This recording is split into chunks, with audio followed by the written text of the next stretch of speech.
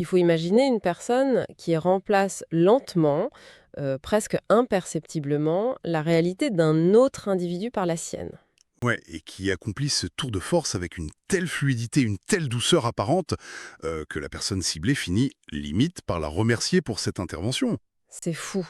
De l'extérieur, la situation ressemble vraiment à l'amour parfait, tu vois. C'est intense, exclusif, super passionnel. Tout à fait, mais à l'intérieur, c'est un piège psychologique dévastateur. Exactement.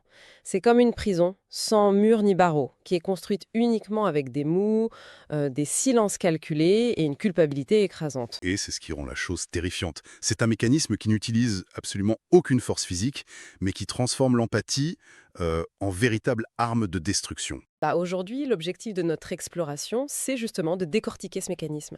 Cette analyse approfondie s'appuie sur une série de documents cliniques, d'articles analytiques et d'infographies très détaillées. Des documents qui proviennent du Centre du bien-être d'Arenton, c'est bien ça? C'est ça. Et plus particulièrement des travaux de François-Xavier Boulorde. L'analyse va porter sur la mécanique d'une précision redoutable, qui est le cycle de l'emprise des pervers narcissiques. Un sujet lourd mais crucial. Grave. Et l'attention sera particulièrement portée sur la manière dont ce piège se referme sur une population extrêmement vulnérable, les adolescents. Mais juste avant de plonger dans les rouages de cette mécanique, il y a une précision fondamentale qui s'impose. Oui, vas-y, c'est important. Bien que les documents analysés proviennent d'un centre paramédical qui propose des approches thérapeutiques concrètes comme les MDR ou le neurofeedback, le contenu de notre discussion demeure purement informatif. Voilà. Ceci n'est pas un avis médical, il s'agit d'une démarche d'analyse psychologique et sociologique pour comprendre la structure d'une manipulation spécifique. C'est très clair. Alors, la première étape pour démonter ce mécanisme, c'est de comprendre l'architecte du piège, le profil du fameux pervers narcissique. Un profil qui est souvent mal compris d'ailleurs. C'est clair. On a tendance à le réduire à une simple arrogance. Or, l'analyse dévoile une fracture béante entre la surface et la profondeur. Ouais, en apparence, ces individus déploient une intelligence sociale fascinante. Le charme est redoutable, ils s'adaptent à leur interlocuteur immédiatement, quoi. Exactement. Mais sous ce masque de perfection mondaine, il y a des fondations glaçantes.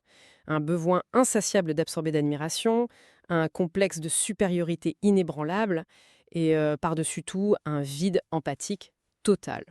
C'est ça le cœur du problème. L'autre n'est jamais perçu comme un être humain à part entière. C'est juste une extension, un outil ou un miroir. Bah, d'ailleurs, ceux qui écoutent pourraient se demander comment ce vide empathique fonctionne en pratique. En fait, cette absence d'empathie, c'est le moteur de tout le reste. Puisque la douleur ou les besoins de l'autre ne résonnent pas émotionnellement chez le manipulateur, aucune limite morale interne ne vient freiner le processus de contrôle. Donc la proie est étudiée pour ses failles, puis consommée pour combler le vide intérieur de l'agresseur, c'est ça? Exactement. Il n'y a pas de garde-fou. Ça me fait penser à une analogie, la métaphore de la plante carnivore, la dionée attrape-mouche. Les documents utilisent cette image avec une clarté brutale, Oh, c'est une excellente image. n'est-ce pas? Souvent, on imagine un prédateur comme une entité menaçante qui poursuit sa proie. Ici, c'est l'inverse. Le prédateur reste parfaitement immobile et il se déguise en refuge. La plante présente des couleurs magnifiques, elle sécrète un nectar sucré, irrésistible. Voilà. Mais ce nectar ne sert pas seulement à attirer l'insecte. Sa fonction première, c'est d'engourdir, de paralyser la méfiance. La proie s'installe, elle se nourrit de cette intention, elle se sent en sécurité absolue. Et elle baisse la garde, logiquement. Exactement. Elle ne sent pas la mâchoire qui commence très lentement à se refermer autour d'elle, car l'environnement lui semble conçu sur mesure pour son propre bonheur. Ce mouvement imperceptible de la mâchoire, c'est la définition même du cycle de l'emprise.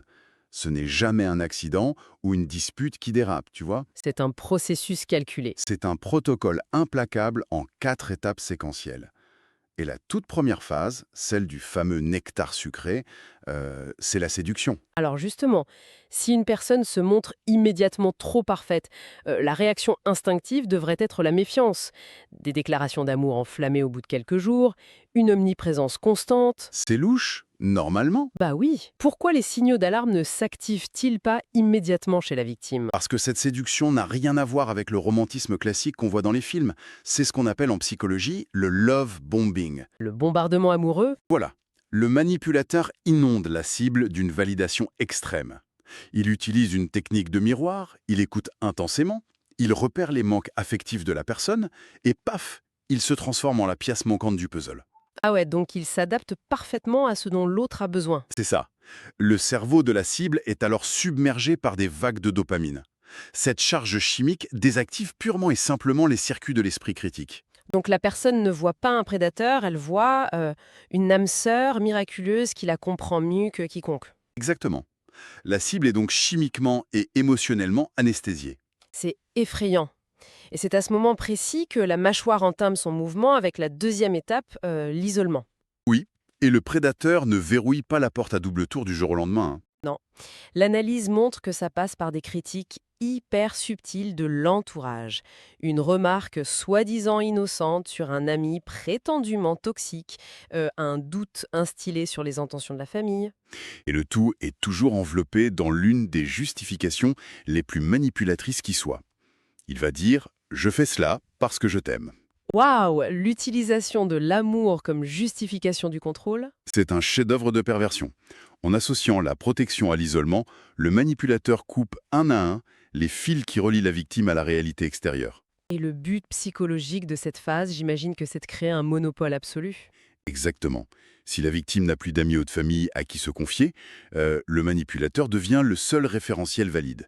Il est la seule source d'approbation et la seule boussole morale. La dépendance émotionnelle est désormais totale, ce qui nous amène à la troisième étape, qui est sans doute la plus destructrice, la dévalorisation. C'est là que le miroir flatteur se brise en mille morceaux.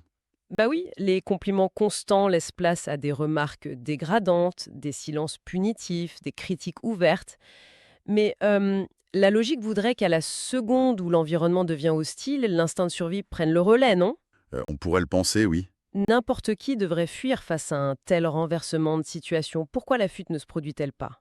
La fuite est impossible, parce que la perception même du danger a été corrompue. C'est ici qu'intervient le mécanisme redoutable du gaslighting. Le détournement cognitif?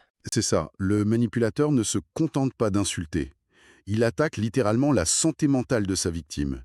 Si elle exprime une souffrance ou pointe une contradiction, le manipulateur niera purement et simplement la réalité. Attends, il va jusqu'à dire que des événements ne se sont pas produits? Tout à fait. Il affirmera que des conversations n'ont jamais eu lieu ou qualifiera les peurs de la victime de folie et de paranoïa. Le cerveau de la victime est alors soumis à une dissonance cognitive insupportable. D'un côté, il y a le souvenir de l'âme sœur parfaite du début, de l'autre, ce bourreau complètement imprévisible. Et c'est là que le piège se referme. Plutôt que d'accepter l'idée terrifiante que toute la relation était une fraude, la victime choisit souvent la seule explication que le manipulateur lui laisse, c'est elle qui a un problème. Voilà. Elle commence à croire que sa mémoire est défaillante, que ses propres émotions sont irrationnelles. Ce qui doit détruire totalement la confiance en soi. Cette destruction systématique précipite la victime vers la quatrième et dernière étape du cycle, la soumission. Isolée, vidée de son estime personnelle et doutant de sa propre lucidité, la personne en vient à justifier les abus qu'elle subit. Elle se convainc qu'elle est la cause des colères du manipulateur, en fait. Exactement. Et le drame de cette mécanique, c'est sa circularité. Une fois la soumission obtenue, le manipulateur sent qu'il n'a plus de défi. Donc il change d'attitude. Oui, il peut alors relâcher la pression et réintroduire brièvement une phase de séduction avec des excuses larmoyantes ou de fausses réconciliations. Et la victime, qui est désespérée de retrouver l'illusion des premiers jours, s'accroche à ces miettes de douceur. La boucle est bouclée et l'épuisement émotionnel devient permanent. Ce processus, c'est déjà d'une violence psychologique inouïe pour un adulte structuré. Mais l'urgence soulevée par les documents du Centre d'Arenton concerne l'application de ce cycle sur des esprits en pleine mutation. Les adolescents? Voilà. Et c'est fascinant parce qu'il est tentant de penser que les ados tombent dans ce piège simplement par naïveté ou par manque d'expérience amoureuse, mais l'analyse suggère une vulnérabilité beaucoup plus profonde liée à la nature même de cette période de la vie. Oui, l'adolescence, c'est le moment précis où l'identité se détache du noyau familial pour se construire de manière autonome. C'est une période de neuroplasticité intense. Donc leur cerveau est comme une éponge. C'est une matière malléable, ouais. L'identité d'un adolescent n'est pas encore un bloc solide. Leurs repères émotionnels sont en cours d'étalonnage. Et c'est là que le manipulateur entre en jeu. Lorsqu'un manipulateur habile repère un jeune en pleine quête de lui-même, il ne se contente pas de le séduire, il s'insère directement dans ce vide identitaire. Il remplace carrément le processus naturel de découverte de soi par un conditionnement sectaire à l'échelle intime. C'est le mot juste, sectaire. L'adolescent n'a souvent aucun référentiel de relation saine pour comparer ce qu'il vit. Pour lui, l'intensité de la manipulation est confondue avec l'intensité du véritable amour. Pourtant, les signaux extérieurs de cette emprise sont souvent visibles, non? Mais tragiquement mal interprétés. Les textes mettent en évidence des métamorphoses comportementales frappantes. Tu penses à quoi, par exemple? Un jeune naturellement extraverti qui s'efface brutalement, l'abandon soudain d'une passion, d'un sport ou même d'un cursus scolaire prometteur. Ces éléments ne disparaissent pas par hasard, ils sont méthodiquement effacés pour laisser toute la place aux manipulateurs. C'est tout à fait ça. Le mécanisme de dépendance s'articule autour de phrases toxiques que l'on retrouve avec une régularité terrifiante chez ces jeunes. Des injonctions comme « tu ne peux pas vivre sans moi » ou « je suis la seule personne qui te comprenne vraiment ». Ces mots agissent comme des implants psychologiques, quoi. Exactement. Ils visent à instiller une impuissance apprise. L'objectif est de persuader le jeune qu'il est intellectuellement et émotionnellement incapable de fonctionner de manière autonome. Et si l'adolescent intériorise cette croyance, la prison n'a même plus besoin de gardien. Les témoignages extraits des rapports rendent cette théorie glaçante de réalisme d'ailleurs. Oui, il y a ce récit d'une jeune fille dans l'analyse, initialement flattée par l'attention d'un garçon plus âgé et super charismatique, et en l'espace de quelques mois, la toile s'est tissée. Ça va très vite en général. Très vite. Il a pris le contrôle insidieux de sa vie sociale, scrutant ses messages, validant ou interdisant ses fréquentations. Elle décrit une perte totale de substance personnelle. Elle devenait incapable de prendre la moindre décision quotidienne sans la validation explicite de son agresseur. Et on a aussi le témoignage d'un adolescent, garçon, qui illustre de façon spectaculaire l'aboutissement de la phase de dévalorisation. Ah oui, celui qui subissait le comportement ouvertement abusif de sa partenaire. C'est ça, le gaslighting a été si puissant qu'il en a inversé la culpabilité. Il raconte s'être persuadé qu'il méritait ses maltraitances, qu'il devait sans cesse être un meilleur petit ami pour éviter de provoquer ses colères. Il endossait la responsabilité des abus qu'il subissait. Ça illustre parfaitement comment la victime devient l'artisan de sa propre soumission.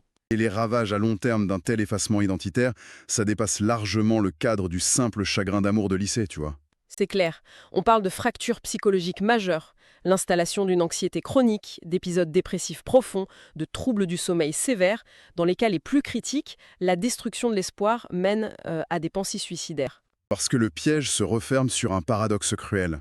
Lequel? L'isolement orchestré par le manipulateur est si absolu que lorsque l'adolescent s'effondre psychologiquement et cherche une bouée de sauvetage, la seule personne encore présente dans son environnement, c'est celle-là même qui le noie.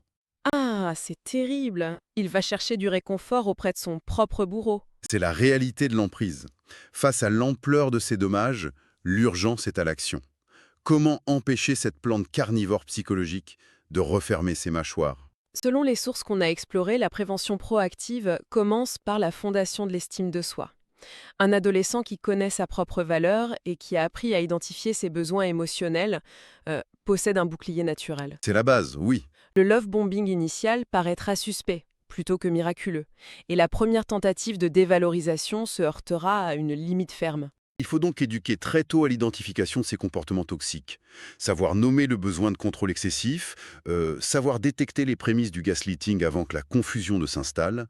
Et ce travail de décodage, il repose sur les piliers éducatifs. Les établissements scolaires sont des terrains cruciaux pour des programmes de sensibilisation aux relations saines. Et du côté de la sphère familiale, la clé réside dans le maintien d'un espace de dialogue totalement exempt de jugement. C'est vital.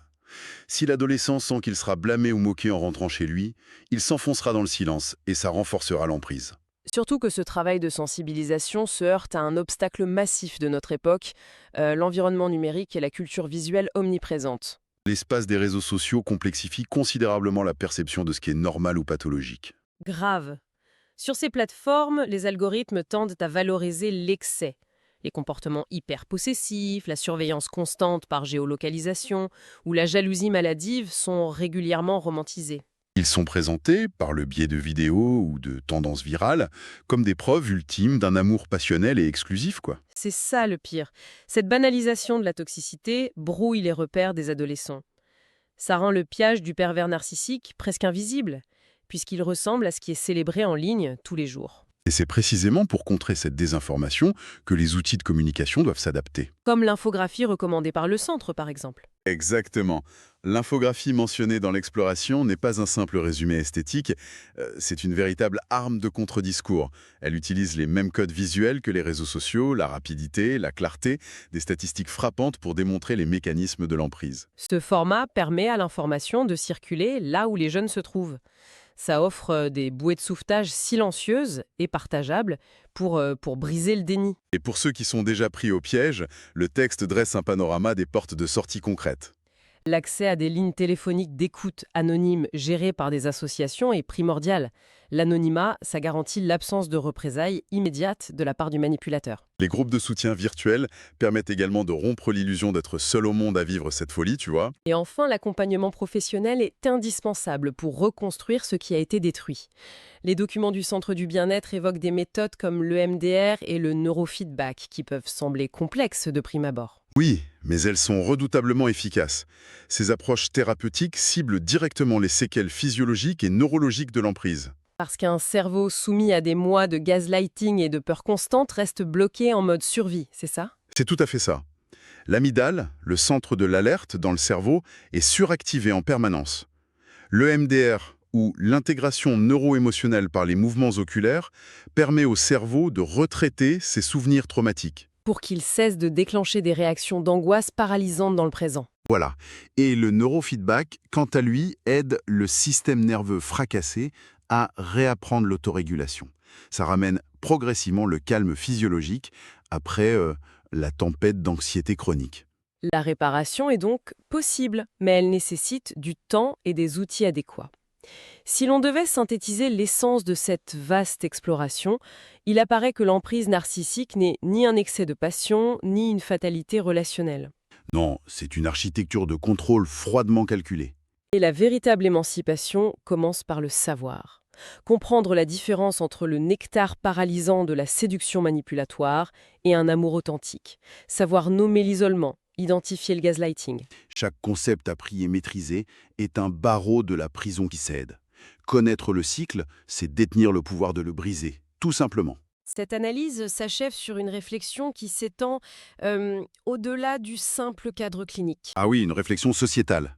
Le cœur du gaslighting, nous l'avons vu, consiste à déformer la réalité de la victime pour lui faire accepter l'inacceptable. Mais on est en droit de s'interroger sur la responsabilité de la société dans son ensemble. C'est-à-dire? Eh bien, à travers la surreprésentation de la jalousie extrême dans la culture populaire, ou la glorification d'individus obsessionnels et contrôlants dans les séries pour adolescents, la réalité est constamment déformée à grande échelle. C'est un point de vue super intéressant.